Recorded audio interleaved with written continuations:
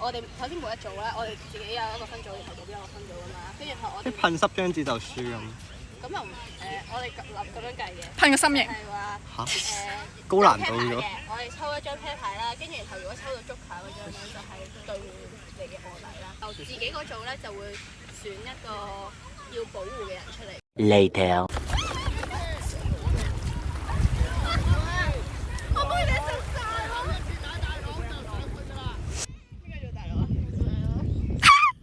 冇下手機啊！毫無還手之力嘅時候，你要卑鄙嘅小人。你吹我雞啊？咪咩？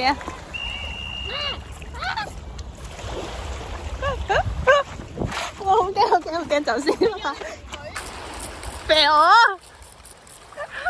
你啤唔啤得嘅？sorry。我幫你報仇。懲罰。93。佢咪 A 5和牛啫咩？之前。咪係咯。A 和佢啊。咩啊？你個 X 之前都係 A 5㗎。半年有7個女朋友啊！你眼屎開始用。頭先嗰下咯。唔係重點啊！我嗰個係。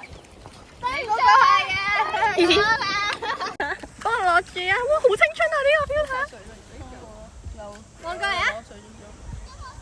我平時就係咁樣俾人奴役㗎啦。唔係啦，我 sorry。我只係一個，你哋。我平時只係一個識喐嘅三腳狗。長大咗之後呢，一班人一齊玩嘅時間就會越嚟越少。好多謝大家肯陪我喺呢一個暑假創造呢一啲嘅回憶。希望嚟緊我可以籌劃更加多唔同嘅活動，亦都希望下次都仲會有你哋嘅身影。